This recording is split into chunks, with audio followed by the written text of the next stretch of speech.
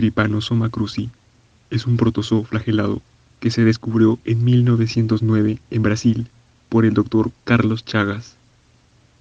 Existen dos tipos de enfermedades respecto a la localización: la tripanosomiasis americana y la tripanosomiasis africana. Se caracteriza la familia Trypanosomatidae por tener ácido desoxirribonucleico y núcleo denominado cinetoplasto. Este parásito se transmite por insectos hemípteros de la familia Reduvidae. Son liberados por las deyecciones del vector y se introducen al organismo de esta manera. Este parásito tiene 4 formas de vida: tripomastigote, amastigote, promastigote y epimastigote. Las características morfológicas se describirán más adelante.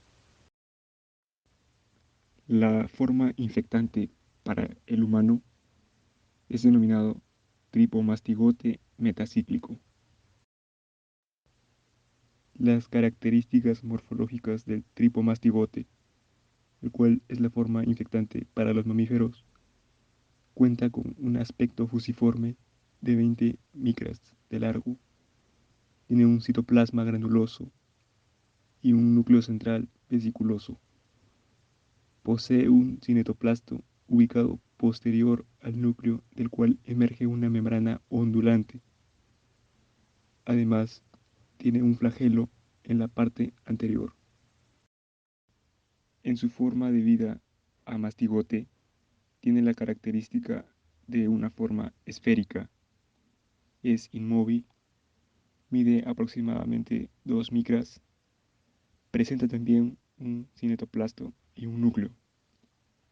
Tiene un tipo de reproducción por fisión binaria y también tiene una fase replicativa intracelular.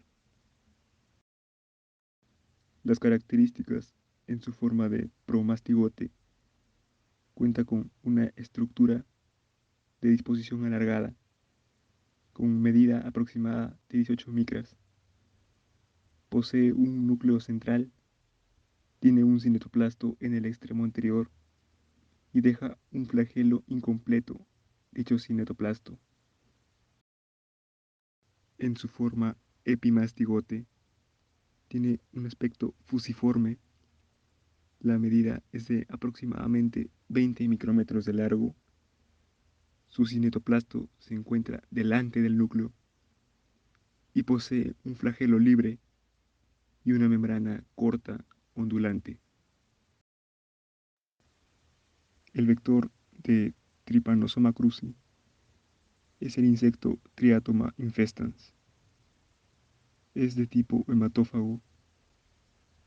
Una vez que succiona la sangre del huésped, deja deyecciones o deposiciones en el lugar de la picadura.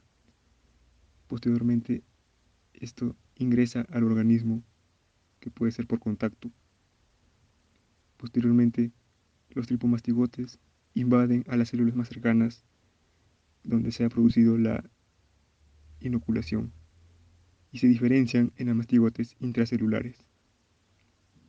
Los amastigotes, posteriormente, se reproducen por fisión binaria en los tejidos que han invadido. Luego, se diferencian en tripomastigotes, los cuales son liberados hacia el torrente sanguíneo. Una vez liberado en esta vasculatura, un nuevo insecto de Triatoma infestans puede ingerir nuevamente sangre y de esta manera se infecta. Luego, los tripomastigotes ingeridos por el Triatoma infestans se diferencian en epimastigotes en el intestino medio.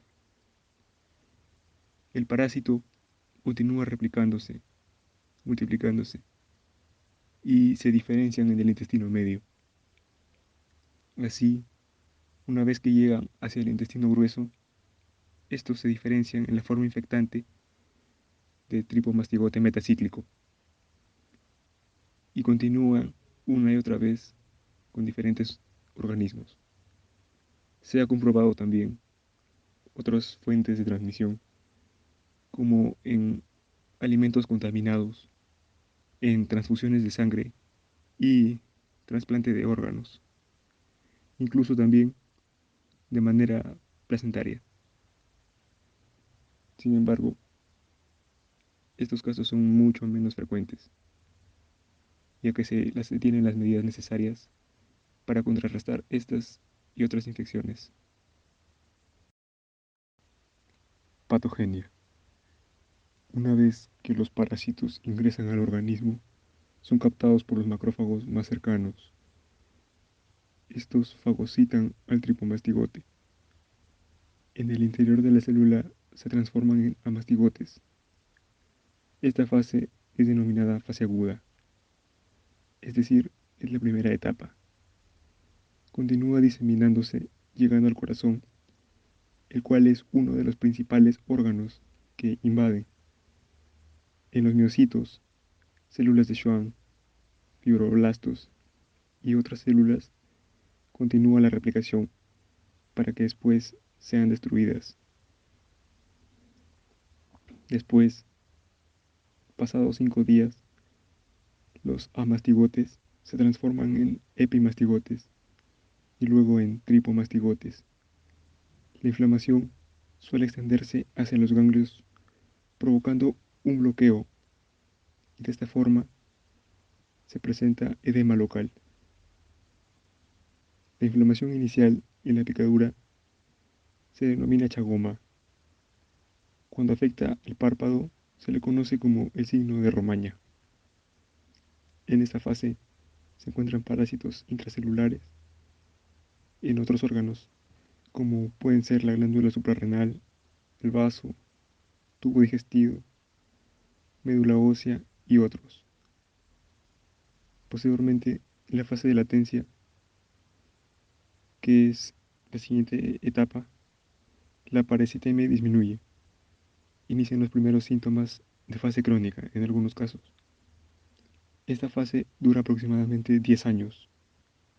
En ese tiempo es posible que, a pesar de las alteraciones que se presenten, los pacientes suelen ser asintomáticos. Finalmente, en la fase crónica, que es la tercera etapa, el principal compromiso es la cardiopatía chagásica. Es muy frecuente la muerte súbita. Hay una discreta hipertrofia ventricular. También se produce miocarditis discreta. En caso de forma progresiva, se presenta insuficiencia cardíaca congestiva.